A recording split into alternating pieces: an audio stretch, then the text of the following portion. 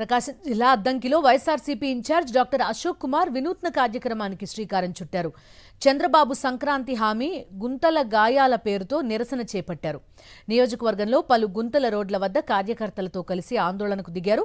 రోడ్లను బాగు చేస్తానన్న హామీని చంద్రబాబు తుంగలో తొక్కారని ఆరోపించారు అశోక్ కుమార్. మరింత సమాచారం మా ప్రతినిధి శ్రీనివాస్ అందిస్తారు.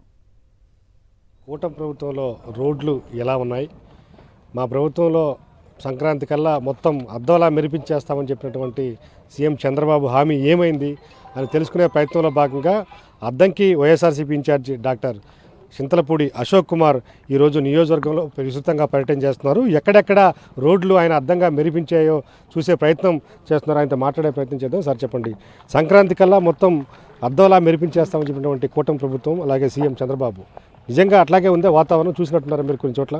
కూటమి ప్రభుత్వం అధికారంలోకి రాకముందు చాలా రకాల హామీలు ఇచ్చారు, చాలా రకాల అబద్ధపు ప్రచారాలు చేశారండి. కానీ వాటినేటిని నిలబెట్టుకోకపోగా ఈవెన్ అధికారంలోకి వచ్చిన తర్వాత కూడా సాక్షాత్తు రాష్ట్ర ముఖ్యమంత్రి గారే ఒక స్టేట్మెంట్ ఇచ్చారు. ఏమని?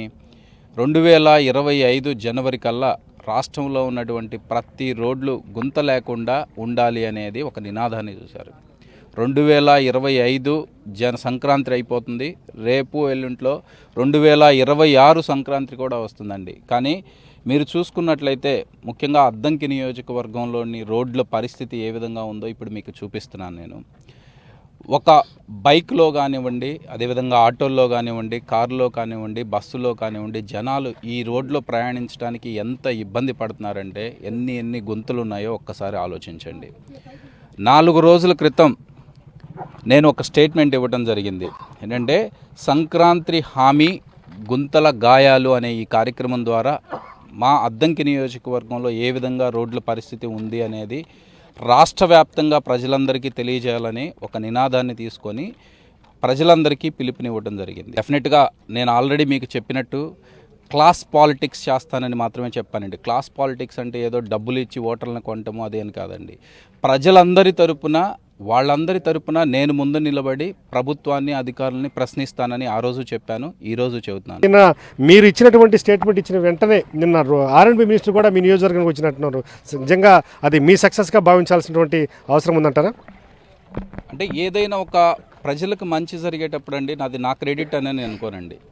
నియోజకవర్గం డెవలప్ అవ్వాలి, అది ఎవరి ద్వారా జరిగినా కానీ ప్రజలందరికీ ఉపయోగపడేటువంటి కార్యక్రమాన్ని చేయడానికి నేను ఎప్పుడూ ముందుగానే ఉంటాను. దాంతోపాటు ఏంటంటే ఇప్పుడు మీరు చూసుకున్నట్లయితే చాలా కార్యక్రమాలు ఎందుకు ఉపయోగపడినటువంటి కార్యక్రమాలు కోటాను కోట్లు ఖర్చు పెట్టి చేస్తున్నారండి. ముఖ్యంగా ఇప్పుడు విజయవాడలో జరుగుతున్నటువంటి ఆవకాయ అనే ఒక ఈవెంట్ ఎవరికి ఉపయోగపడుతుందండి? మన ఎంటర్టైన్మెంట్ కోసం చేయడానికి కాదండి. డెఫినెట్గా ప్రజలకు ఉపయోగపడే, అక్కడ ఖర్చు చేసే వేల కోట్లు లేదా కోటాను కోట్లు అక్కడ ఖర్చు చేసే బదులు ఇలాంటి రోడ్లకి కనుక ఒక 50 లక్షల నుంచి 80 లక్షలు శాంక్షన్ చేయగలిగితే కనుక దాదాపు ఇటువైపున ప్రయాణించే ఊర్ల వల్ల ప్రతి ఒక్కరికి ఉపయోగపడుతుంది. అన్ని మండలాలు 4 మండలాల్లో చాలా దారుణంగా ఉన్న పరిస్థితి ఉంది.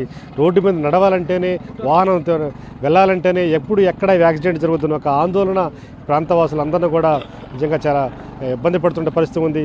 ఉద్యమాన్ని మరింత ఉధృతం చేస్తాం, ప్రజల సహకారంతో ఇలాంటి కార్యక్రమాలను మరిన్ని చేస్తామని చెప్పి డాక్టర్ అశోక్ కుమార్ చెప్తున్నారు.